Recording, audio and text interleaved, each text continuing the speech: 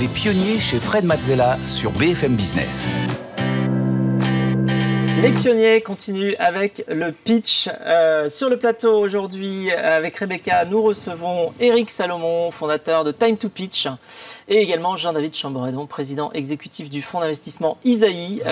Nos deux coachs, avec moi d'ailleurs dans le jury, qui vont pouvoir avancer sur les dimensions du pitch, du marché et moi-même sur le produit. Vous le savez, chaque semaine on reçoit des pitchers. Vous pouvez vous aussi venir sur le plateau, présenter votre projet. Pour cela, rien de plus simple. Il vous suffit de candidater sur le site de l'émission sur BFM Business ou bien tout simplement de scanner le QR code qui s'affiche sur votre écran. Les pionniers chez Fred Mazzella, le pitch. Et notre pitcher du jour, c'est aujourd'hui Emmanuel Canavelis. Bonjour, bienvenue sur le plateau des pionniers. Installez-vous, je vous en prie. Bonjour à tous. Merci d'être avec nous. Vous êtes président fondateur de Mission Me. Oui. Je vous rappelle les règles. Vous avez 1 minute 30 pour pitcher devant Fred, Eric et Jean-David qui seront chacun attentifs à des points particuliers dans votre présentation. Le produit pour Fred, la forme et le fond du pitch pour Eric et le marché pour Jean-David.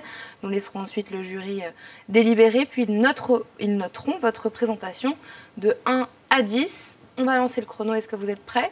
C'est bon, je suis prêt. Et bien alors c'est parti, top chrono. Bonjour.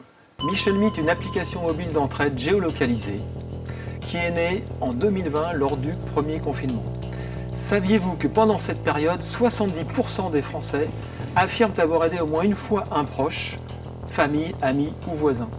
Eh bien, Mission Me a pour ambition d'élargir ce cercle d'entraide restreint à une entraide au quotidien, instantanée, grâce à une bienveillance, une communauté bienveillante.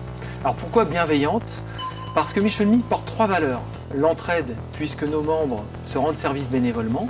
La solidarité, car vous pouvez ajouter une contribution financière à la mission afin de générer un don à l'association de votre choix. Et l'écologie, car obtenir un renseignement ou un service à distance évite un déplacement et la pollution afférente.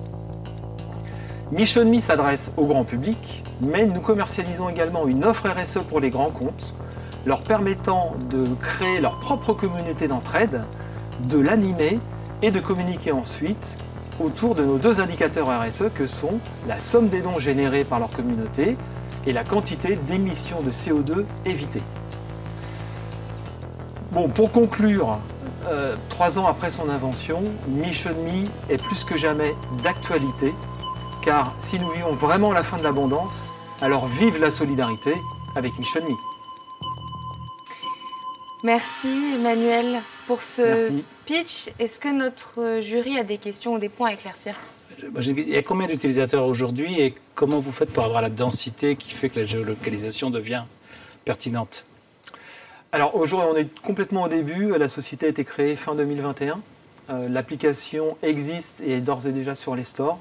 Mais nous n'avons quelques centaines en fait. On a 150 testeurs, bêta-testeurs et early adopters aujourd'hui.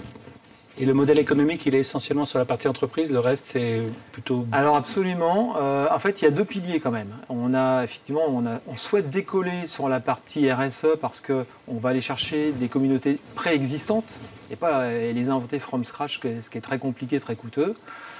Donc là, c'est de l'abonnement. L'abonnement annuel, mensuel, mais on prend également une partie de la contribution financière qu'on peut mettre dans une mission. Donc cette contribution financière, comme je le disais, elle permet de générer automatiquement un don à une association de votre choix. Donc, parmi une liste qu'on a, on a une dizaine d'associations partenaires. Elle permet également de coopter le missionnaire qui a rendu service pour lui mettre des points dans sa cagnotte et l'inciter lui-même à rentrer dans le jeu. Et le 3e volet, c'est qu'on se rémunère sur 40% de cette contribution. Lors de nos tests, on a évalué qu'à peu près 40% des missionnautes mettent une contribution. C'est un peu comme quelqu'un vous tient à la porte ou vous sort les... Par contre, les missions sont rendues gratuitement. C'est ça, c'est du bénévolat, mais on peut mettre un ticket sur la mission, voilà, de sorte à générer un don et aussi rémunérer Mission Me. Donc on incite les gens à le faire, évidemment. C'est le moment de laisser notre jury délibérer. Très bien. Vous venez avec moi, Emmanuel, Oui, et on revient tout de suite pour les notes. Très bien, merci. Alors vous venez, Emmanuel, de terminer votre pitch devant nos jurys. Comment vous vous êtes senti? Est-ce que vous avez oublié des choses? Est-ce que vous trouvez que vous avez plutôt maîtrisé l'exercice? Non, l'essentiel est là, l'essentiel est dit. En fait, il y a plusieurs approches dans un pitch comme ça. Soit on apprend par cœur et on déroule, soit d'ailleurs les candidats précédents, il y en a un qui disait « moi, j'avais pas préparé, je connais le sujet, etc. » Moi, j'avais appris par cœur, avec le risque évidemment d'oublier quelques mots, mais non, tout est passé franchement bien. Ça vous sécurise d'apprendre par cœur en fait? Oui, tout à fait. En fait, c'est très complexe de synthétiser un produit, une entreprise qui fait beaucoup de choses en 1 minute 30. Et j'ai bien coupé. Donc, il faut vraiment l'apprendre par cœur parce que c'est quand même assez complexe comme procédé Mission Me. Comment vous appréhendez les notes finales? J'apprendrai rien du tout. Moi, alors, je suis là avec bonheur pour prendre les conseils. Évidemment, donner une visibilité, si possible, aussi à Mission Me, parce qu'aujourd'hui, on cherche à la fois des ambassadeurs côté grand public et des premiers clients qui vont expérimenter Mission Me, donc des grands comptes et des assos. Mais j'appréhende rien. Je suis vraiment très preneur de discussions, de conseils et d'échanges. Et c'est parti pour le résultat de cette délibération. On retourne en plateau tout de suite. Allons-y. De retour en plateau pour les fameuses notes. Vous avez délibéré. Attention, c'est parti pour le résultat. 3, 2, 1. Et c'est un 6 pour Fred pour la catégorie produit, un 6 pour Jean-David et la catégorie marché, et puis un 8 pour Eric et pour le pitch. Voilà les notes. Est-ce que Fred, tu peux commencer à nous expliquer ta note? Oui, rapidement, je pense que c'est une bonne idée, c'est un bon produit. En plus, c'est de l'entraide, donc c'est beau, c'est solidaire, c'est tout ce qu'on veut, c'est humain. Voilà, la difficulté, je pense qu'on pourra en parler dans d'autres circonstances, mais c'est évidemment d'avoir une communauté. Donc, il faut aller au maximum s'appuyer sur des communautés existantes, tu l'as dit dans ton pitch, pour proposer ce service-là à des communautés qui déjà ont une affinité pour s'entraider et puis avoir du volume. Voilà, mais c'est un beau produit. C'est l'intention, maintenant il faut la réaliser. Voilà, c'est ça. Eric, pour le pitch peut-être. Alors, moi j'ai mis une bonne note. Moi je travaille sur la forme et sur le fond. Sur la forme, c'est la forme qui a fait que tu as une bonne note, parce que tu étais très présent. J'ai aimé ton bonjour, tu es très engagé, tu étais là. Et puis j'ai bien aimé ta vive, et puis pour conclure, c'est-à-dire que tu as donné des signaux qui disaient attention, bonjour, je démarre, pour conclure, je termine. Okay. Et donc, on était avec toi. Ça, c'est la forme. Et puis, une belle vibration. Sur la forme, sur le fond, pardon, je m'interroge plus. Je pense que tu n'es pas assez sur ta différence. Tu es sur ta description. Ma femme a une expression quand je lui apporte des idées. Elle me dit, je vois bien l'idée, je ne vois pas l'argent. Et pour une start-up, en fait, il faut qu'on voit et l'idée et l'argent. Quand je dis l'argent, c'est la réussite, les clients, le fait que tu pourras gagner ta vie et prospérer. Donc ça me semble important que tu nous parles plus de pourquoi on va aller vers toi et comment tu vas gagner pour aller toucher le maximum de personnes. Voilà. Je suis d'accord. C'était un parti pris de plus de présenter, parce que c'est assez complexe, et de réduire en 1:30. Mais il n'y a pas cette partie-là, ça, je suis d'accord. Un mot, Jean-David? Oui, juste, moi j'ai la même prévention que Fred sur la difficulté à créer une communauté. J'imagine que c'est un projet qui méritera un jour un financement. Et pour trouver un financement, il va falloir trouver une recette pour justement faire grossir cette communauté, une recette qui soit concrète, pas aspirationnelle, mais une vraie recette. Et à l'instant T, je ne l'ai pas entendu. Si je l'avais entendu, j'aurais peut-être mis 9, parce que c'est des recettes qui peuvent être très très belles. Créer des belles communautés, évidemment, sur le web, c'est fantastique. Ok. Bravo et merci Emmanuel d'avoir été avec nous. Très bonne continuation pour... Merci, un grand merci vraiment à vous tous pour l'interview, aussi toi, et à vous trois pour l'expertise, c'est important. Pour nous, entrepreneurs, à différents stades, là, en ce moment, je suis preneur.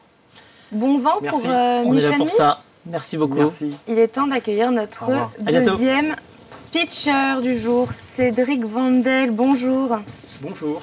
Vous êtes associé directeur commercial chez Grality. Vous avez entendu les règles. Vous avez 1 minute 30 pour pitcher devant Fred, Jean-David et Eric avec un chrono qui s'occuperont tous les trois d'une catégorie différente. Est-ce que vous êtes prêts pour envoyer le chrono?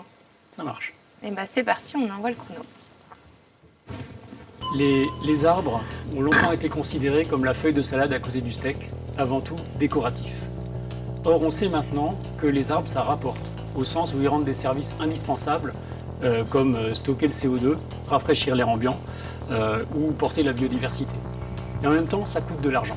Par exemple, à Chambéry, avec qui on travaille, ils gèrent 12 000 arbres, ce qui mobilise à la fois des agents et un budget d'entretien de plusieurs centaines de milliers d'euros par an. Notre constat, c'est que gérer de tels projets avec du papier, crayon, Excel, c'est vivre dangereusement. Pourquoi? Parce que quand vous avez des centaines de chantiers pour planter, tailler, sécuriser tout au long de l'année, c'est compliqué de savoir qui fait quoi, quand, sans vous arracher les cheveux.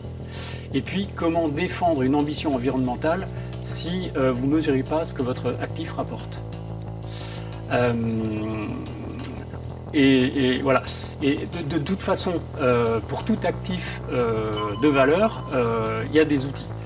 Pour les stocks, il y a SAP, pour les clients Salesforce, pour les RH, il y a Payfit par exemple.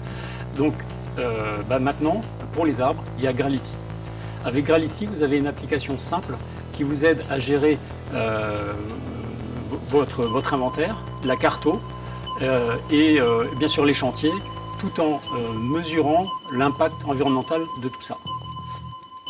Grality a été adopté par des entreprises comme Center Parcs, des collectivités, bien sûr, en Belgique, en France, et nous sommes en train, pour conclure, d'explorer des marchés à l'export sur un marché tiré par la transition environnementale.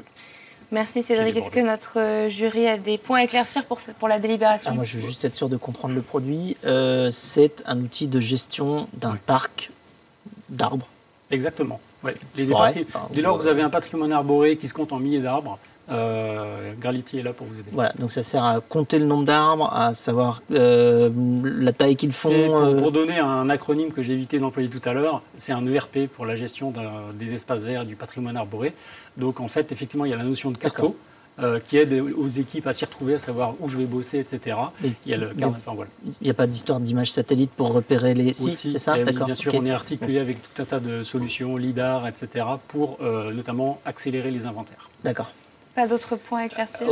Les collectivités locales, notamment les mairies, représentent l'essentiel du marché, ou il y a vraiment des marchés Aujourd'hui, sur base de là où on est aujourd'hui, donc c'est quand même plutôt le début de l'histoire, c'est, je dirais, 60-40. 60% collectivités. Et là, c'est les mairies ou c'est aussi les départements? Eh bien, aujourd'hui, on a des mairies, mais les départements, en fait, sont dans la cible et on avance avec plusieurs d'entre eux. Et typiquement, j'imagine que les mairies, c'est plutôt les arbres qui sont dans les squares et les départements, plutôt les forêts. Les alignements de villes. Ouais. Eh ben, en fait, il y a de tout des deux côtés. C'est la magie du millefeuille administratif en France. Mais en fait, les villes ont beaucoup d'alignements d'arbres en ville, les places, les squares, effectivement. Parfois des parcelles de forêt. Et les départements aussi. Des routes départementales, d'autres parcs, que je peux citer, les Yvelines, que je connais un peu. Voilà. C'est le moment de vous laisser délibérer. Cédric, venez avec moi pendant Merci notre Cédric, à tout de suite. Jury délibère. Cédric, le jury est en train de délibérer suite au pitch que vous avez fait en 1 minute 30. Comment vous êtes-vous senti?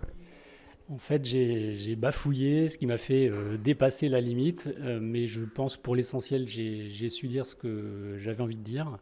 Il y a eu des questions de compréhension derrière qui peuvent être soit le signe que le message n'était pas suffisamment clair ou une marque d'intérêt. On verra bientôt de quel côté ça penchait. On verra au moment de la notation, du rendu des notes. Est-ce que vous appréhendez les notes? Un petit peu. Après, je pense que ma vie ne dépend pas de la note. C'est plutôt je dirais, le feeling que les gens en ont, ce que les gens vont en retenir, que la note soit de 4 ou de 9. Enfin, voilà. Les retours dans leur globalité, en fait. Oui, bien sûr. Ouais. Et l'intérêt. Moi, ce qui me plaît plutôt que la note, c'est l'intérêt des gens pour la solution. Merci Cédric. C'est le moment, justement, d'aller retrouver notre jury qui va nous donner les notes. De retour en plateau, le jury a délibéré et est prêt à noter votre pitch. Attention, c'est parti pour les notes. 3, 2, 1. Et c'est un 6 pour le produit pour Fred, un 7 pour le marché pour Jean-David et un 6 pour le pitch Pour Eric, Fred, est-ce que tu peux nous expliquer ta note? Oui, rapidement. Je pense qu'il y a surtout une opportunité qui est liée, enfin on en a parlé un petit peu sur la fin, mais au fait que maintenant avec les images satellites, on a des moyens démultipliés pour effectivement compter les arbres, parce qu'autrement à pied c'est un peu compliqué. Et donc là maintenant il y a des choses différentes, même je crois qu'on peut distinguer la catégorie des arbres, savoir si c'est... Alors, les algorithmes sont en train effectivement d'arriver à une forme de maturité, ça se démocratise surtout, tout comme les composants LIDAR. Et si bien que c'est accessible, on peut facilement l'acheter dans notre cas. Voilà, donc ça crée des nouvelles opportunités. Donc je pense qu'il y a effectivement un produit à créer là-dessus pour toutes les personnes tous les gestionnaires de parcs d'arbres. Et donc il y a un produit à créer. Eric, est-ce que tu peux nous expliquer ta note? Mais bien sûr. Moi j'ai adoré la boîte et j'ai pas aimé le pitch. Ouais. Parce que quand Fred te dit je vais être sûr de comprendre, c'est qu'on a raté quelque chose. Parce qu'un pitch, c'est une équation qui fait qu'au bout d'1 minute 30, il est sûr d'avoir compris. Et je me suis demandé ce qui s'est passé. Et je pense que tu as juste oublié de parler de ce qu'est ton produit. Et je crois comprendre que c'est parce que tu avais peur du mot ERP et que tu ne savais pas par quoi le remplacer. Le mot logiciel de gestion ne t'a pas plu. Tu ne voulais pas dire ERP parce que c'était compliqué. Et résultat, tu n'as pas dit ce que c'était. Ouais. Et tu t'es perdu dans la salade. J'ai aimé cette histoire de salade et de beefsteak. J'ai aimé. Je me suis dit, il nous raconte une belle histoire. Mais j'attendais le produit. Et à part me dire que les arbres, ça coûte de l'argent, donc j'ai dit, d'accord. Donc les arbres, c'est important, ça coûte de l'argent. OK. Et qu'est-ce que tu fais? Et là, ça n'a pas été assez précis. Il m'a manqué la case dans laquelle tu allais remplir de ce que tu faisais, tu vois? Oui, c'est vrai. Écoute, merci pour ce retour. Je prends le point, effectivement. ERP, ça dépend. Alors, effectivement, vous, ERP, ça vous parle. Mais quand je m'adresse à mes clients, c'est un mot inconnu. Donc, j'ai pris l'habitude de l'éviter. Mais il faut surtout que tu dises ce que tu fais. C'est quoi? C'est un logiciel? C'est quoi? Oui, bien sûr. Eh bien, tu dis c'est un logiciel de gestion et voilà. Mais on a besoin de savoir ce que c'est. Et après, on va pouvoir rentrer dans ton histoire. Bravo et merci Cédric, bonne continuation pour votre entreprise. Merci aussi Eric et Jean-David, on vous retrouve avec grand plaisir dans une prochaine émission. Et vous, si vous voulez venir pitcher, vous pouvez aussi, rendez-vous sur la page des pionniers et sur le site de BFM Business, ou alors vous pouvez nous écrire à lespionniers@bfmbusiness.fr et un QR code s'affiche sur votre écran. C'est déjà la fin de cette émission, Fred. Oui, et rendez-vous sur les réseaux sociaux, comme toujours, pour ceux qui ont des comptes sur Instagram, LinkedIn ou YouTube. Et puis, si vous voulez candidater ou bien si vous voulez proposer des pionniers pour l'émission, n'hésitez pas, ça se passe sur le site de l'émission ou bien en flashant le QR code qui se présente à l'écran. Rebecca, à la semaine prochaine. À la semaine prochaine. Très bonne soirée sur BFM Business. Les pionniers chez Fred Mazzella sur BFM Business.